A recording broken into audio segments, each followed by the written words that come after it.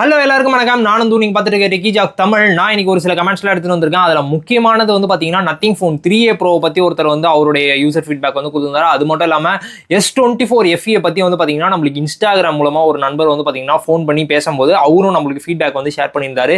இந்த ரெண்டு ஃபீட்பேக் அது இல்லாமல் இன்னும் ஒரு சில கமெண்ட்ஸ்லாம் இருக்கு. ஸோ அதெல்லாம் தான் வந்து பார்க்க போகிறோம். ஃபர்ஸ்ட் கமெண்ட் வந்து பார்த்தீங்கன்னா ஐஎம் அருணாச்சலம் அப்படின்ற நண்பர் வந்து பார்த்தீங்கன்னா I'm using Nothing phone 3A Pro, excellent phone, excellent camera, premium while using, டிஃப்ரெண்டா இருக்கு யூஸ் பண்றதுக்கு ஒர்த்து அப்படின்ற மாதிரி வந்து போட்டிருக்காரு. இந்த சேல் டைம்ல தான் வந்து வாங்கியிருக்காரு 25,000 ரூபாய்க்குள்ள அப்படின்ற போது ஒரு கிளீனான யூஐ. அது மட்டும் இல்லாமல் வந்து பார்த்தோம்னா கொஞ்சம் வந்து ஃபோட்டோகிராஃபிக்காக எடுக்கும் போதும் சரி, அதுக்கு மட்டும் இல்லாமல் உங்களுக்கு பர்ஃபார்மன்ஸ் வைஸ்ன்னு ரொம்ப ஹெவியாக எதிர்பார்க்க வந்து முடியாது.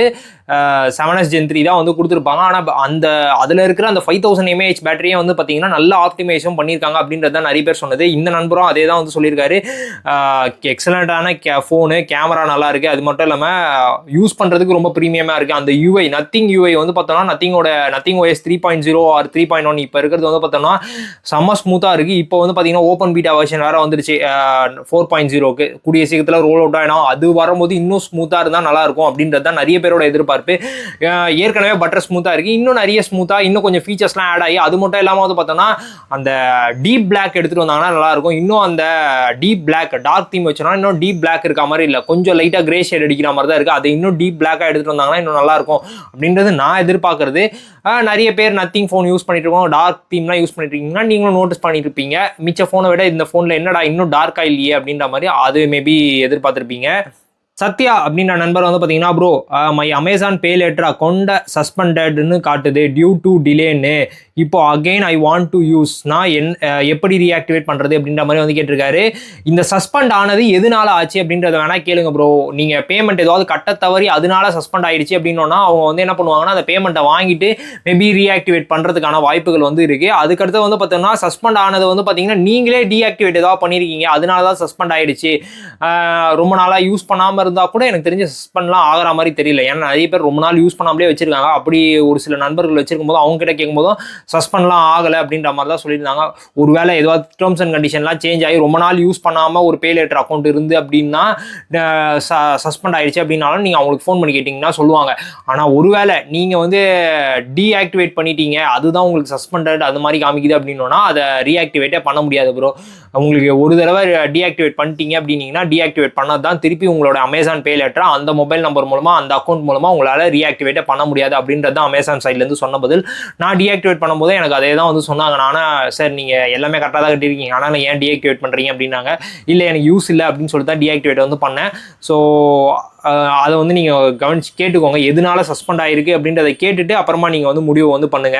சாம்சங் S24 FE பற்றி வந்து பார்த்தோம்னா நம்மளுக்கு ஒரு நண்பர் வந்து பார்த்தீங்கன்னா இன்ஸ்டாகிராம் மூலமாக ஃபோன் பண்ணி சொல்லியிருந்தாரு. விக்கி அப்படின்ற நண்பர் ரீசெண்டாக வந்து பர்ச்சேஸ் பண்ணியிருந்தேன் அப்படின்னு சொல்லிட்டு என்கிட்ட அவர் சொன்ன ஃபீட்பேக், ஃபோன் பண்ணி சொன்ன ஃபீட்பேக் வந்து என்னன்னா, ப்ரோ உண்மையிலே ஃபோன் சூப்பராக இருக்குது ப்ரோ, எனக்கு வந்து சார்ஜிங் ஸ்பீடு மட்டும் தான் கொஞ்சம் டிஸ்அட்வான்டேஜாக இருக்க மாதிரி இருக்குது. என்கிட்ட இருக்க 20 வாட் சார்ஜரை வச்சு தான் நான் சார்ஜ் வந்து போட்டுட்ருக்கேன், PD சார்ஜரு.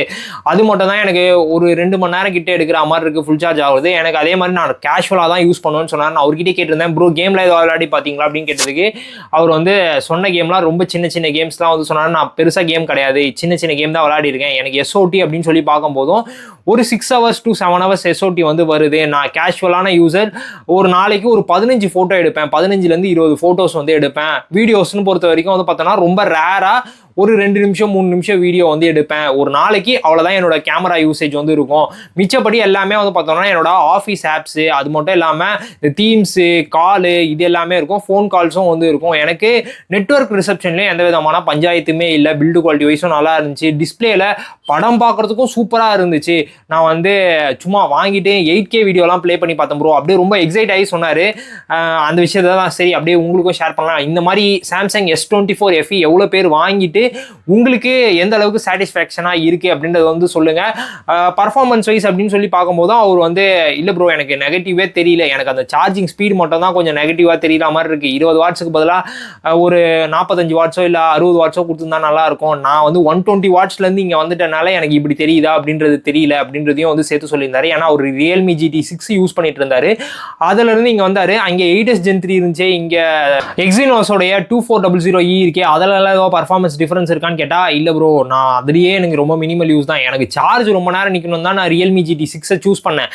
அதுக்கடுத்தது ரீசெண்டாக வந்த பக்லலாம் வந்து சார்ஜ் அந்தளவுக்கு நிற்கிற மாதிரியும் தெரில. சரி, அவரோட வீட்லேயே ட்ரான்ஸ்ஃபர் பண்ணிவிட்டு அந்த ஃபோனை அப்படியே வந்து பார்த்தீங்கன்னா அவர் புது ஃபோன் எடுக்கலாம்னு சொல்லிட்டு தான் சாம்சங் எடுத்தேன் அப்படின்ற மாதிரி வந்து சொல்லியிருந்தாரு. சாம்சங்கோட S24 FE ஃபுல்லாக சாட்டிஸ்ஃபை ஆகிட்டேன் அப்படின்ற மாதிரி வந்து சொல்லியிருந்தாரு. பர்டிகுலராக கேமராலையும் அதுக்கடுத்து டிஸ்பிளே மல்டிமீடியா இதுலேயும் வந்து பார்த்தீங்கன்னா செம சாட்டிஸ்ஃபேக்ஷன்.